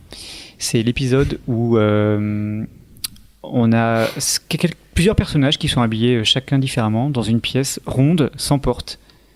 Et ils ne savent pas où ils sont, ils ne savent pas qui ils sont, pourquoi ils sont habillés comme ça. Et on finit par se rendre compte qu'au final, c'est des poupées au fond d'une corbeille qui sont vendues pendant les vacances de Noël. C'est à New York, il y a la neige, etc. Et en fait, voilà, ça m'avait marqué parce qu'il y a un côté un peu presque pièce de théâtre. C'est vraiment un huis clos. Voilà. Donc je vais pas m'étaler plus que ça sur la 4ème dimension, je voulais juste faire une petite allusion à cette série culte. Moi je voudrais bien rebondir sur la 4ème dimension, rapidement, quitte à passer mon tour après. D'abord Rod Serling là, qui présente chaque épisode et qui réalise chaque épisode et qui apparaît en plein milieu, enfin tu sais, l'épisode commence, t'as toujours cette routine là, l'épisode commence. Et d'un seul coup, Rod Serling apparaît dans la scène même pour jouer le présentateur et t'expliquer ce qui va se passer. Et en fait, il a inventé un truc, ce mec, de te mettre en condition. Et tu peux lire aussi à certains endroits que ce fameux générique de la 4ème dimension que tout le monde connaît, c'est quelque chose qui a été créé aussi pour te mettre en condition. C'est-à-dire que c'est un gimmick tellement fort que il était fait pour que la télé tourne, tu vois, t'es en train de finir ta vaisselle, machin, le truc commence, boum, ça y est, t'es en condition et tu commences à aller voir le truc. Vas-y, fais-le avec ta bouche. La 4ème, c'est... Voilà. Et effectivement, tu dis que c'est fondateur, et c'est ô combien fondateur, dans le sens où je pense que tous les scénarios que tu retrouves aujourd'hui dans n'importe quel film de science-fiction ont été à un moment exploités dans la 4ème dimension, quoi. En quelques minutes, quoi. Mais ouais, Black Mirror, c'est un enfant, c'est un héritier de la 4ème dimension. D'ailleurs, M6, dans la trilogie du samedi, avait aussi un petit peu travaillé le sujet avec Aux frontières du réel, qui voilà, qui était aussi un héritier de la 4ème dimension. Et moi, je les ai revus récemment. J'ai acheté l'intégrale, dont tu viens de parler, avec on me l'a offert plutôt, avec un immense plaisir, et effectivement de voir, tu vois des acteurs, mais ça c'est génial, hein, de voir tellement d'acteurs qui aujourd'hui cartonnent là-dedans dans leur premier rôle. Robert Redford, je crois. Ouais, non mais tous, franchement, même Bruce Willis, hein, il joue là-dedans, tout jeune et tout. Enfin, Martin Landau. Ouais, Martin Landau, excellent. Enfin, Martin Landau. Et il y a, comme tu disais, tout le monde trouvera là-dedans dans ces 4 saisons au moins un épisode qui va le scotcher. Genre, franchement, je défie quiconque de pas trouver un truc qui va le marquer, quoi. Nom complet sur Kifim, c'est celle qu'on trouve sous le nom de The Twilight Zone, la 4ème dimension. Le nom original. Twilight Zone. Le nom original. D'accord, ok. Puis c'est une série qui a- 1959, hein, donc on déterre des trucs. Ouais, mais les années 60, c'était une espèce d'âge d'or, hein, pour la science-fiction aussi. Comme ça revient maintenant, beaucoup, mais je crois que sur les années 60, il y en avait énormément de SF. Si je me trompe pas, elle va revenir en plus très bientôt avec du coup un reboot en fait, produit et peut-être en partie réalisé par le réalisateur de Get Out, dont je ne me souviens plus le nom. Jordan Peele. Voilà, c'est ça, il me semble. Hein. Ah ouais, Mais intéressant. toi, t'as ça. toujours de l'actu, je vais Intéressant. t'embaucher pour compléter Pedro. Et ils ont fait, je crois, justement un petit peu l'annonce avec le générique très légèrement relifté, mais très très très fidèle à l'original. Il y a pas très très longtemps aussi, donc c'est assez récent. Ok, donc pour les jeunes qui nous écoutent et puis les incultes comme moi qui connaissent pas, il faut aller déterrer ça. Ah, t'en as jamais vu? Non, je crois pas. Bah, en 59, j'étais vraiment vachement jeune. Hein. Non, mais c'était rediffusé à la télévision quand on était jeune. Ouais, Enfin, j'ai du coup, ouais, 40 ans, mais... ouais. Dans les années 80. Ouais, 90. ouais. 80. Ouais, j'avais pas la télé, j'étais pas sage. Ok, merci Christophe. Poum Poum, je cherche du regard. Qui est-ce qui enchaîne? Moi, je suis prêt. Eh ben vas-y. Bon, on va replonger dans un truc plus récent. Moi, j'ai regardé Maniac, donc qui comme pas mal de productions Netflix, ils ont fait vachement monter la sauce avec le truc. C'est la série à voir, etc. Donc, c'est une série normalement de Patrick Somerville, mais c'est surtout une série de Kari Joji Fukunaga qui Ouah, bien n'est joué, absolument pas, qui est absolument pas une tête de japonais. Hein. Je me serais tellement pas risqué à le dire. C'est un bon gros américain. Tu le connais de tête ou... Ouais, je le connais de tête parce que, enfin, j'aurais pas prononcé son nom de tête, hein, là je le lis, mais c'est parce qu'il nous a quand même servi True Detective. La saison 1. Ouais, parce que j'avais demandé les 2 Et, saisons. c'est lui qui a fait le reboot de ça. Non. Et Il devait le faire, mais c'est pas lui qui l'a réalisé. alors, il est quand même, C'est barré, c'est André Muschietti qui a réalisé. il est quand même cité au générique, quoi. Ouais, bah il a développé le projet, puis après il Ok. est parti. Et c'est lui qui nous signera le prochain James Bond. Mm. Donc ça, voilà, ça. En remplacement de Danny Boyle. Ouais. Et en fait, il y a un truc hyper intéressant là-dedans. Danny Boyle. Il y a un truc hyper intéressant à noter là-dedans, c'est que ce mec, il touche à tout. Il touche vraiment à tous les univers. Et quand tu regardes Maniac, ça te pète à la gueule, quoi. C'est-à-dire, donc on retrouve Jonah Hill dans un rôle qui a rien à voir avec son truc. Il a perdu 40 kilos. Ouais. Il est en duo avec Emma Stone, qui venait de cartonner dans La La Land. Et donc ces deux-là vont se trouver, ils sont pas du tout du même univers. Elle, c'est une junkie accro à une drogue qu'on connaît pas trop, et lui c'est un fils de bonne famille mais qui est un peu le canard boiteux de la famille parce que tout le monde réussit, alors que lui c'est un gros loser qui a été diagnostiqué schizophrène et qui pète un peu les plombs régulièrement. Et ils vont se retrouver tous les deux cobayes à faire une étude, on sait pas trop dans quoi on va les emmener. Et en fait ce truc va nous transporter dans tout un tas d'univers au fil des tests qu'ils vont réaliser, c'est-à-dire qu'ils se retrouvent projetés, parfois ils sont même dans la peau d'un faucon ou d'un truc, enfin, ça part dans tous les sens. Et alors il y a quelque chose d'hyper agréable là-dedans, une sorte d'opéra visuel, parce que la photographie elle est impeccable, quoi. Elle est vraiment impeccable, la bande son elle est hyper cool, et donc tu t'es vraiment, le mec il a créé quelque chose, clairement il a créé quelque chose, il y a une forme d'anticipation aussi, c'est pour ça que c'est SF, hein, parce que t'es dans un futur un peu barré comme ça, où par exemple ils ont poussé assez loin le principe un truc que j'ai bien aimé, que je note toujours de part aussi peut-être une déformation professionnelle, c'est la présence de la publicité dans les films d'anticipation. Et là dans cette série ils sont allés jusqu'à pousser le vice jusqu'au point dans ce truc là tu peux louer des amis à la journée. voilà, t'as pas une société, machin, Black et il y a Mirror again. il y a un mec qui va être à côté de toi toute la journée, et en fait il est là, mais que pour te vendre des trucs. Et donc toute la journée il te parle de trucs, ouais, bah le dernier casque Sony, machin, double ampli, truc, machin. Et voilà, et il est comme si c'était un pote. Mais je trouve le truc hyper j'ai bien, l'impression de vivre avec Julien. hyper bien pensé. Et alors là où ça peut emporter certains, je comprends carrément que par contre on puisse être perdu, quoi. On peut être carrément perdu, c'est-à-dire que c'est drama, c'est parfois comique, c'est parfois du soap, c'est parfois de la SF, c'est parfois du truc, et tout s'enchaîne pas forcément de façon très très fluide. Mais ce que le mec a pensé comme une sorte de Twin Peaks SF, c'est ça peut en perdre certains, quoi. Moi j'ai eu un peu de mal à aller jusqu'au bout, mais c'est un ovni. Voilà, c'est un ovni, série de SF, ovni, bon. Donc y a tu une forme de compares à Twin cohérence, quoi. Peaks, et on a donc un expert Twin Peaks là. T'as vu Maniac? J'ai vu le premier, j'ai trouvé ça vachement bien, mais j'ai pas encore eu le temps de continuer. Mais je continue. Ça vaut le coup, ça vaut le coup, Ouais, ça vaut le coup de pense. s'accrocher franchement pour la performance et surtout pour comprendre ce que Fukunaga est capable de faire. Et t'as eu l'impression qu'il a voulu mettre tous les ingrédients de ces trucs là-dedans et c'est une sorte de joyeux bordel. C'est étonnant de trouver Emma Stone dans ce genre de rôle. Ah ouais, mais non, mais elle est capable de tout. Franchement, Elle avait quand même joué dans Birdman, déjà dans un rôle un peu. ouais, et puis je crois qu'on est passé à côté de pas mal de films indés. C'est le type d'actrice qui maintenant qu'elle est hyper connue, qu'elle gagne bien sa vie, machin, tu vas la voir dans plein de films indés parce que tu sens que c'est. Non, mais elle fait des choix intelligents dans ce qu'elle fait. Donc, On m'a dit qu'il y avait un côté un peu Gondry.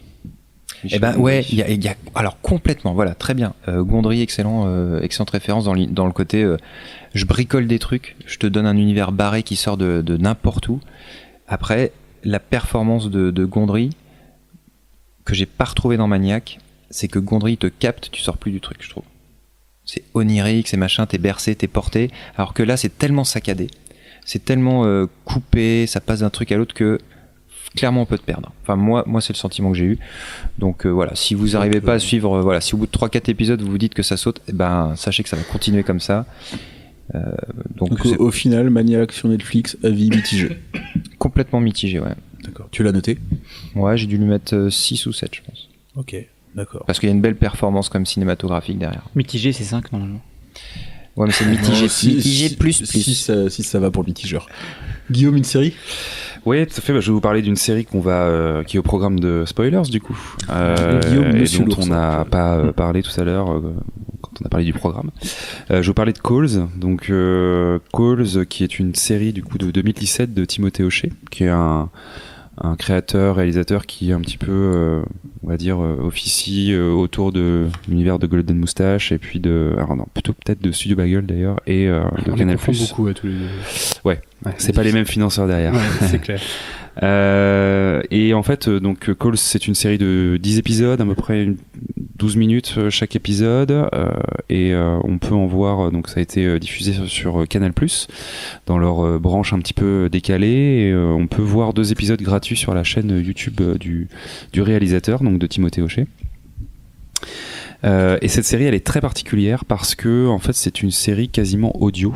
À l'heure où certains créateurs, notamment sur YouTube, se tournent un peu vers la fiction audio, c'est intéressant de voir que en 2017, Timothée Hochet a fait le pari de faire une série avec en fait un casting assez prestigieux, ce qu'on retrouve beaucoup d'acteurs très connus français, comme par exemple Ken Kojandi entre autres, en fait ouais, il est un peu partout, et en fait ce qui est assez marrant, c'est que sur l'écran, puisqu'on voit quand même des choses sur un écran, on ne va voir que quelques artefacts visuels.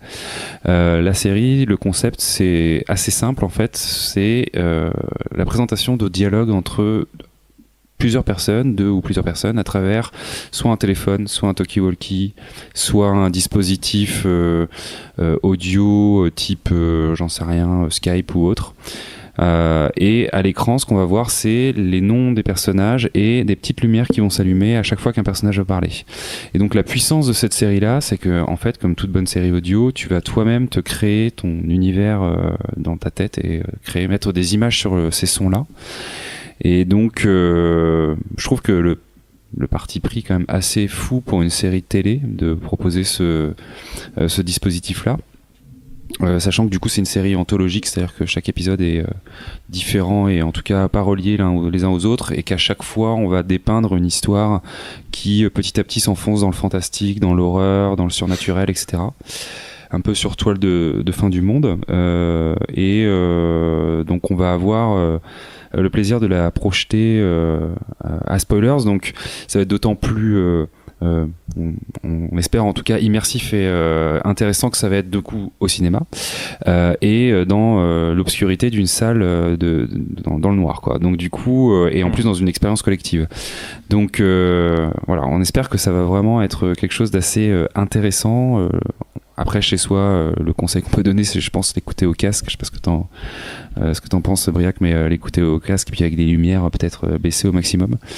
Mais Et on est en pris de la drogue. Voilà, c'est ça. Non, mais du coup, il y a vraiment ce truc il faut limite fermer les yeux en fait pour apprécier complètement la série, parce que visuellement, il y a des choses qui se passent, mais ils sont extrêmement secondaires par rapport à ce que la production sonore va apporter.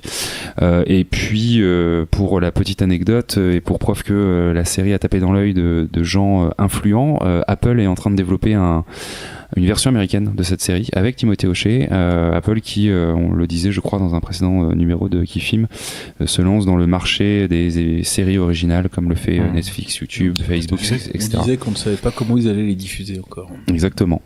Avec leur plateforme. Donc voilà, Calls, j'ai dû mettre 9 sur Kifim, je pense. On vous rappelle que l'équipe de Kifim vous fait gagner des places gratuites pour le festival Spoilers. Plein. Super, je sais pas si tu veux rajouter quelque chose, envie. Non, On avait parlé parlé la dernière fois d'une autre série audio, hein, c'était Cyprien. Ouais, c'était leur prise de Cyprien. Ouais. Et l'épopée temporelle, ouais.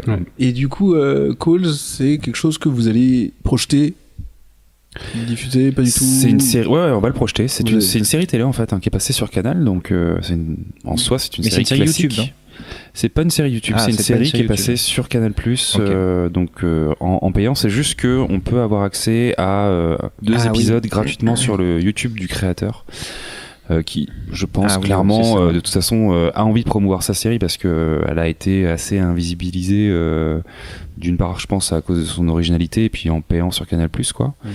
Je pense que autour de la table, je sais pas s'il y en a un d'entre vous qui peut me dire, s'il a vu des épisodes notamment ou des sortes de téléfilms de réalisateurs, youtubeurs français ces derniers mois. Français, non. Enfin, il y a eu plein de choses qui ont été faites sur moi, j'ai Canal, regardé le premier épisode de Impulse aussi, une série sur YouTube, SF, très prometteuse. Ouais. Donc c'est pas, ils vont rentrer dans le game, quoi, clairement. C'est plus, c'est hors sujet, mais j'ai essayé les dernières productions YouTube que sont Groom et justement Les Emmerdeurs dont on parlait tout à l'heure en off. Bon, c'est justement après Golden Tu n'as pas Moustache. l'air convaincu. Si, Les Emmerdeurs, je suis plutôt très agréablement surpris. C'est une bonne presse. Ouais. Groom, j'ai regardé qu'un épisode pour l'instant, je ne serais pas en mesure de dire ce qu'il en est, mais bon, c'est intéressant de voir émerger ce médium-là dans tous les cas. Mais ouais, tout ça pour dire qu'effectivement, c'est passé sur Canal, mais je pense que c'est passé relativement inaperçu, comme énormément de choses qui passent inaperçues sur Canal actuellement. Et donc, tu nous redonnes. Excusez-moi. Tu nous redonnes la date de la projection, et du coup, vous projetez combien d'épisodes ? Donc on va diffuser 3 épisodes de Calls et ce sera lors de la Spoilist mardi 23 à partir de 20h30 au Tambour à l'université de Rennes 2, non loin de là où on enregistre aujourd'hui. Dans le cadre du festival Spoiler. Maintenant que t'en parles, je crois que je l'ai vu à l'époque, j'avais un abonnement sur MyCanal et en effet je crois qu'elle était vraiment au fin fond de la liste de séries du site, quoi. Fallait vraiment... Il me semble avoir vu un épisode, mais je suis même pas certain. Mais c'était vraiment, fallait aller chercher au fond du site pour la trouver, quoi. Ok, d'accord. Briac ? Oui, moi je vais vous parler aussi d'une série qu'on va passer à Spoilers. Et c'est Reboot, donc de David Mourier et Lewis Trondheim. Donc en fait c'est une série qui est née d'un concours en fait qui avait été fait par Studio 4 sur le thème robot boulot dodo, je crois que c'est ça. Et donc David Mourier a été interpellé par ce concept et il a proposé cette série-là avec Lewis Trondheim. Alors, j'ai pas envie de trop en révéler sur l'histoire, au-delà du fait que forcément ça inclut des robots, que c'est une série qui mélange humour et science-fiction, mais en fait ça prend 2 heures de regarder l'intégrale, donc je pense que c'est bien de la regarder en étant un petit peu vierge en tant que spectateur. Moi j'ai surtout souligné un épisode qui est vraiment excellent, qui est dans la saison 2 et qui peut se regarder un peu à part, qui s'appelle Quoi, qui doit être le 5e de la saison 2. Et Comment il s'appelle Quoi.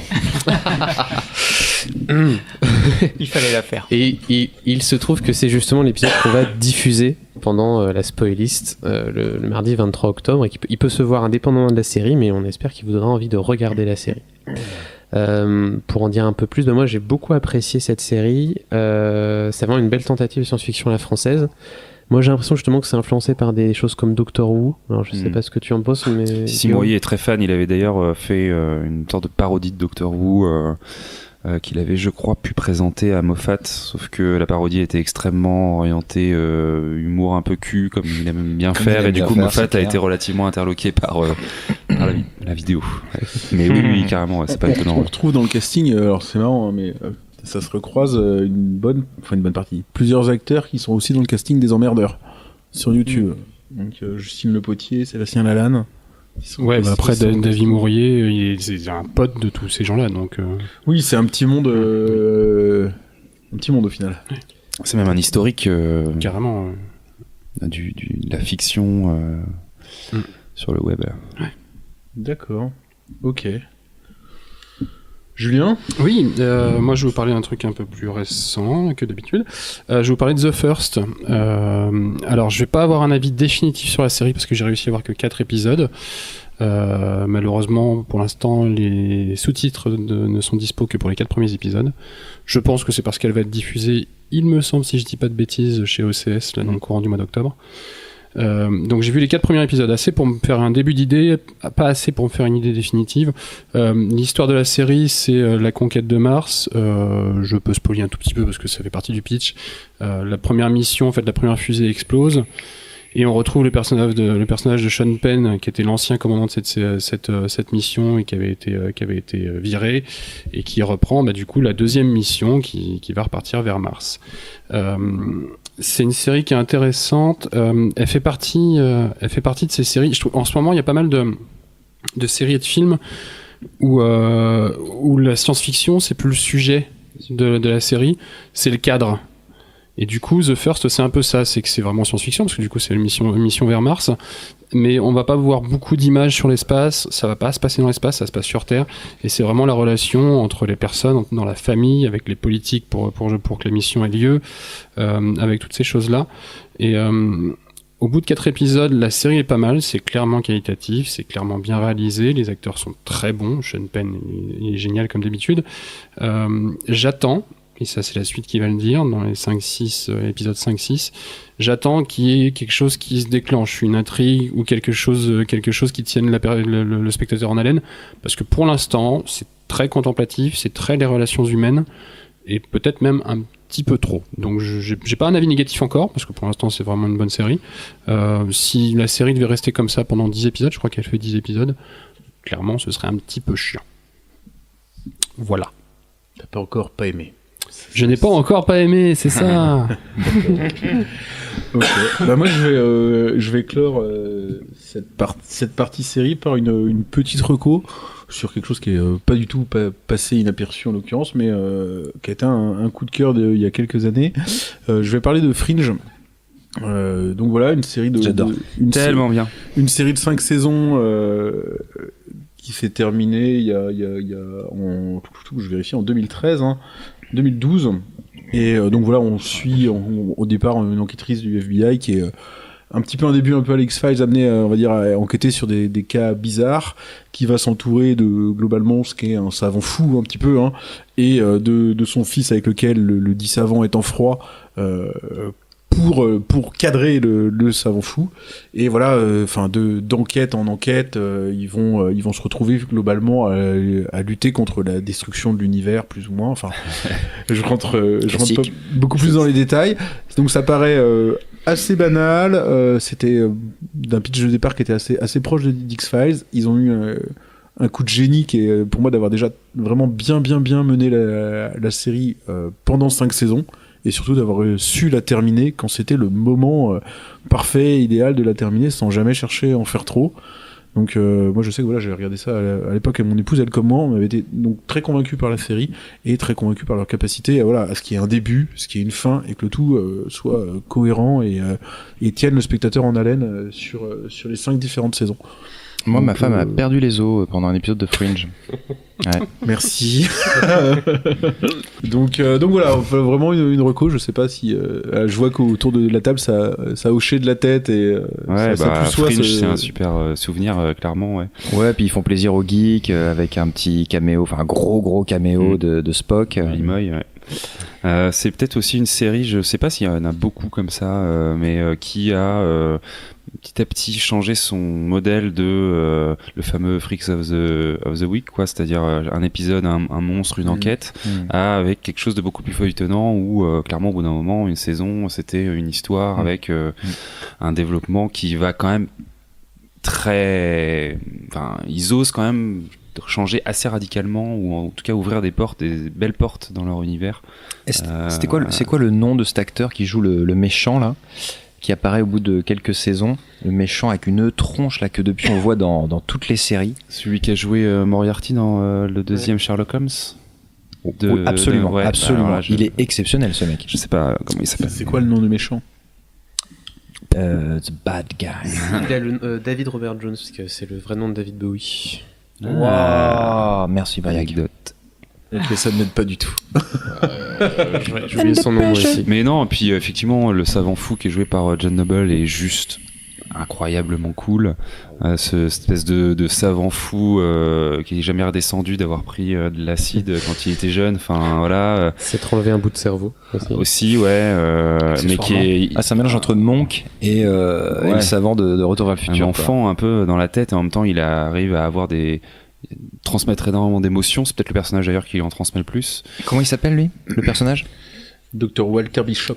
Ah ouais, et son... Ah oui, Peter le Bishop. Walter... Comment ils appellent son double... Walter Nate. Ouais, Walter Nate. Ah, c'est très bien Walter trouvé. Ego en français. Walter Ego. Très bien trouvé. Franchement, il fallait aller du coup, chercher. son fils qui est joué aussi par du coup l'ancien acteur de de la série de Dawson. Mais moi j'aime bien cette histoire parce que du coup il y a un côté un peu rédemption, tu vois, là où on le connaissait pour être un peu le rôle du mec fragile, friendzoné, et ben là il a un rôle qui est assez intéressant, et d'ailleurs il joue maintenant dans The Affair, une autre série. Par contre, Olivia Dunham, fallait un peu la supporter, je trouve. Elle est un peu maniérée, quoi. Ça met du temps, mais il se passe un truc dans la série qui fait qu'après tu l'apprécies différemment. On va pas révéler. Non, moi j'ai vécu ça aussi. Mais moi, je me rappelle pour le coup. Non, elle est vraiment bien. Il y a un gros parallèle à faire, je trouve, avec Homeland. Sur les... Ah, je suis complètement d'accord. Sur l'actrice, sur le personnage, le personnage, et les deux insupportables. Ouais, je trouve qu'Olivia Dunham insupportable est mais plus nécessaire. Ouais, quand même. Mais nécessaire. Moi j'ai juste nuancé. Carrie Mathison, elle est insupportable, donc c'est. Moi je nuancerais juste sur Fringe, c'est vrai que c'est une de mes séries préférées, mais je déteste la dernière saison, qui je trouve ne ressemble, enfin c'est pas du tout le Fringe que j'aimais. J'ai été totalement surpris. Mais elle a pas été un peu précipitée? Alors, est-ce que c'est pour ça que peut-être j'ai trouvé que c'était une très bonne idée qu'ils arrêtent? Elle a été un petit peu repêchée quand même. En fait elle était à moitié annulée. Ils sont revenus avec la moitié moins d'épisodes que d'habitude, un budget réduit, et en fait un des showrunners est parti. Ce qui me fait me dire que peut-être que c'était jamais le travail de l'autre showrunner, mais en tout cas j'ai eu très peu de choses que j'aimais dans cette dernière saison. Donc après, ce qui est intéressant pour ceux qui auraient peur de ne pas aimer, on peut regarder la 4e, et si vous regardez pas la dernière scène de la 4e, ça fait une fin. Donc ça c'est pratique. Pas mal l'astuce. Bon, c'est peut-être, je t'avoue que voilà, moi j'en parle ce soir sur le souvenir général. J'ai pas été me re-regarder les 5 saisons pour la présenter ce soir. À partir de la moitié de la saison 2 jusqu'à la 3e, c'est vraiment moi dans mes meilleurs, et puis elle commence très fort, quoi. L'épisode 1, il te met une grosse claque direct.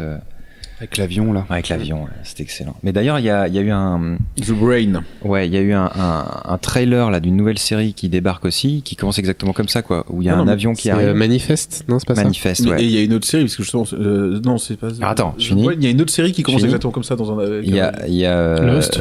Dans Manifeste là, il y a donc un avion qui débarque, tous les passagers sont là, ils sortent, ils comprennent pas trop ce qui arrive, tout le monde les attend, enfin toutes les forces de l'ordre sont là et tout ça, et dans le trailer t'entends que non mais si c'est bien vous êtes là, mais en fait on vous attend depuis 50 ans quoi. Genre l'avion il a disparu depuis 50 ans, et les mecs ils sont comme quand ils y sont rentrés quoi, et personne comprend rien, et évidemment t'as juste envie de regarder, de savoir ce qui va se passer. Ça fait très 4ème dimension ça justement. Mais oui, C'est complètement. Ouais, rencontre c'est du troisième type. The Strain qui commençait comme ça, Ah, avec, The Strain, ouais, avec ouais. un espèce de truc de. Il y a un après, qui virus tourne au dans un mort-vivant, avion, voilà. mais qui commence dans un avion avec une scène un peu similaire comme ça. Absolument. Ok, d'accord. On enchaîne jeu de société. Il y a beaucoup de noms là. Oui. Enfin, là, d'un seul coup, on a. Comme, c'est bien. comme à chaque fois. Euh, on passe au jeu de société. Christophe, comme on en a l'habitude, je Oui. me tourne vers toi. Ce soir, je voulais parler d'un jeu de société que personnellement j'affectionne énormément, qui s'appelle Horror à Arkham, jeu de cartes évolutif. Alors ça, c'est JCE pour préciser que ce n'est pas le jeu de plateau. C'est un jeu collaboratif qui se joue à 2 ou tout seul. Alors on peut aussi y jouer à 4 si on vient chacun avec sa boîte de jeu. C'est un jeu, depuis que je le connais, ça va faire 2 ans, je pense que c'est à peu près son âge, 2 ans, 2 ans et demi. Ça reste dans... J'ai du mal à trouver un jeu que je mets au-dessus.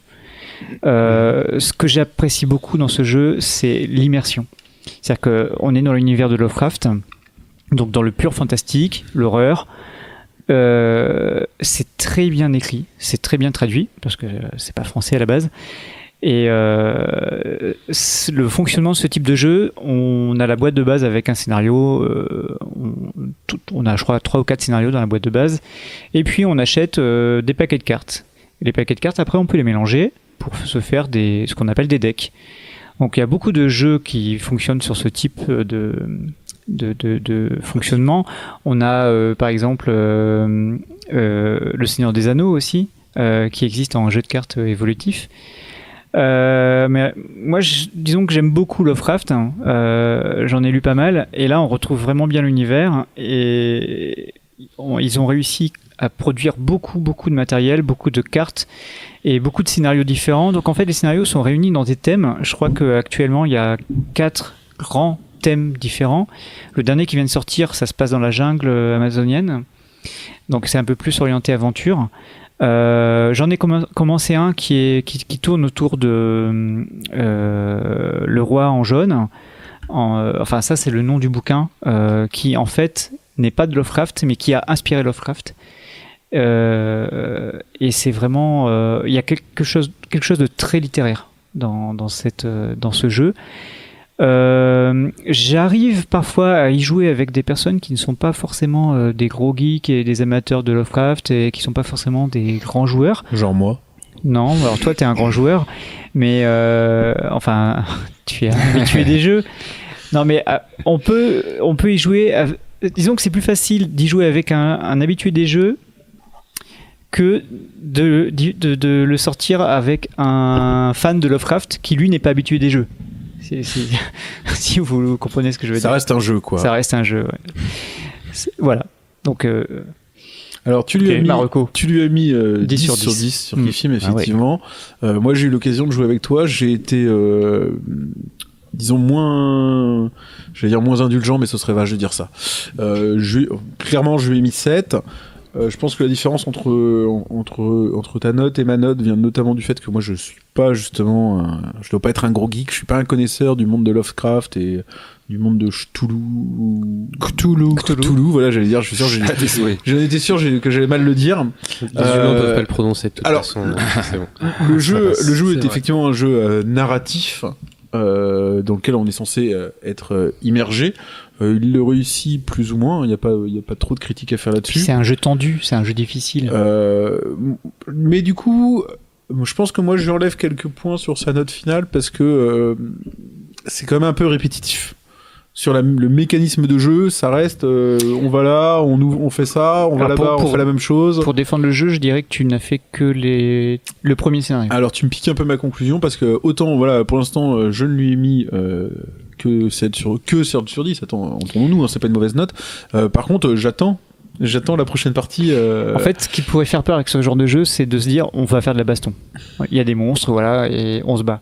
Alors en fait, ils ont quand même la bonne idée de rendre le jeu sur certains scénarios beaucoup plus axé sur la découverte d'indices. Et moi, ce que j'aime beaucoup dans le scénario que j'ai démarré, c'est qu'on peut perdre.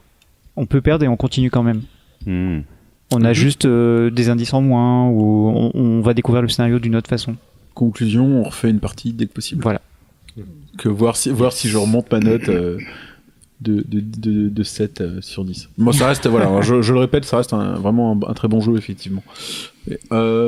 Julien, tu nous parles d'un jeu ? Et moi, je vous parle de Not Alone. Tu vas d'ailleurs pouvoir en parler avec moi parce que tu le connais même mieux que moi.